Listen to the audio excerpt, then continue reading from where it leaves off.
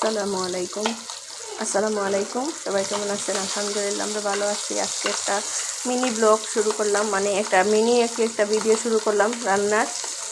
আজকে ইলিশ মাছের পেটি ভাজি করতেছি। এখানে পেঁয়াজ মশলা সব রেডি করছি। এখানে ইলিশ মাছের পেটিকে ভাজি করে নিলাম। তো আপনারা দেখতে দেখেন। প্লিজ আপনারা আমার চ্যানেলটিকে সাবস্ক্রাইব করে দিবেন, লাইক কমেন্ট করবেন, সবার কাছে শেয়ার করে দিবেন। ফেসবুকটাকে একবার আপনারা ভিজিট করে আসবেন, তাহমিদা লিপি পেজ লিঙ্কে একবার ফলো দিয়ে আসবেন।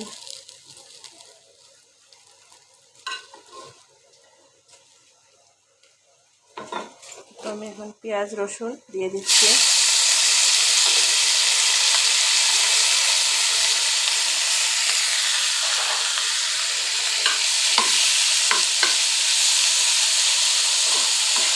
আমার মনে হচ্ছে এখানে তেলটা একটু কম হয়েছে, আমি আবার একটা তেল দিয়ে দিব। তেল দিয়ে দিচ্ছি, সরিষার তেল দিয়ে খাই আমি।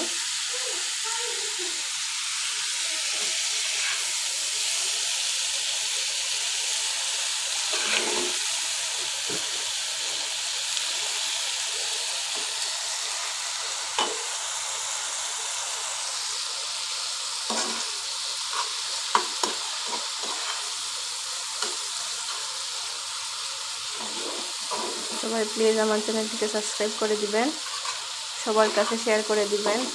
আমি আমার ফ্যামিলির রান্না যেটা রান্না করি প্রতিদিন এটা আপনাদের সাথে শেয়ার করি।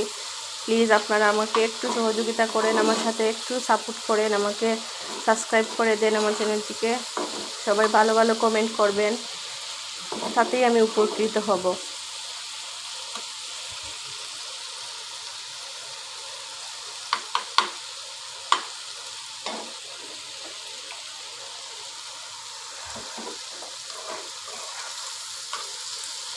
তো আমি এখানে বাসায় আজকে কাঁচামরিচ নাই, কাঁচামরিচ দিই নাই, এখানে আমি পাউডার মরিচ দিছি। আর এমনিতেই মরিচ দিলে আমার বাচ্চা খেতে যাবে না, আমার দুজনই জাল কম খায়, জাল খেতে পারে না, ছোটো তো ওরা দুজনই। তো এই জন্য আর আমরা হয়তো লাগিয়ে খেয়ে নেই, এক্সট্রা লাগলে আমরাও জাল বেশি পছন্দ করি না। তো কাঁচামরিচটা স্কিপ করলাম, আপনারা দিবেন।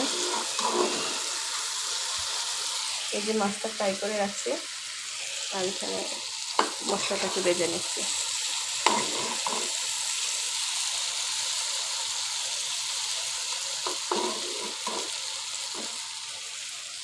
তো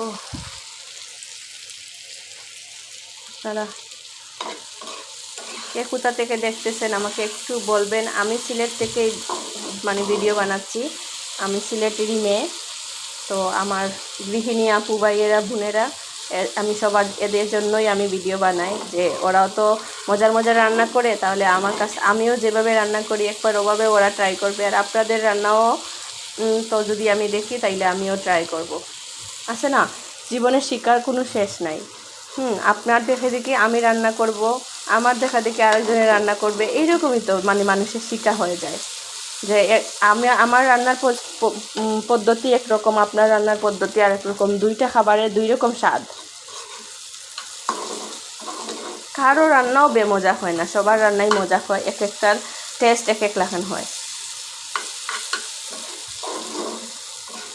রান্নার ধরন অনুযায়ী।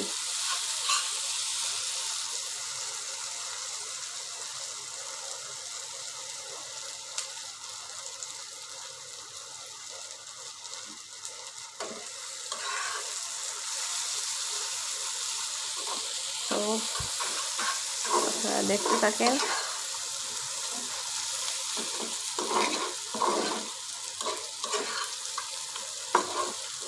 এর সাথে আমি এইদিকে মাছটাকে দিয়ে দিচ্ছি।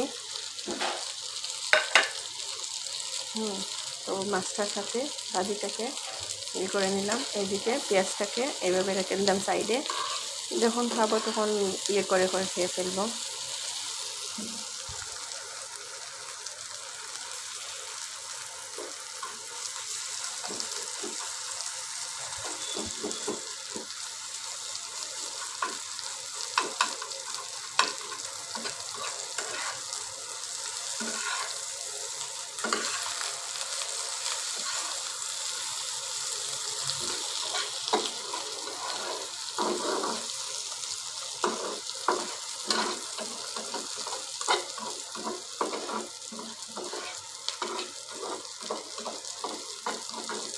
তো সবাই ভালো থাকবেন, সুস্থ থাকবেন।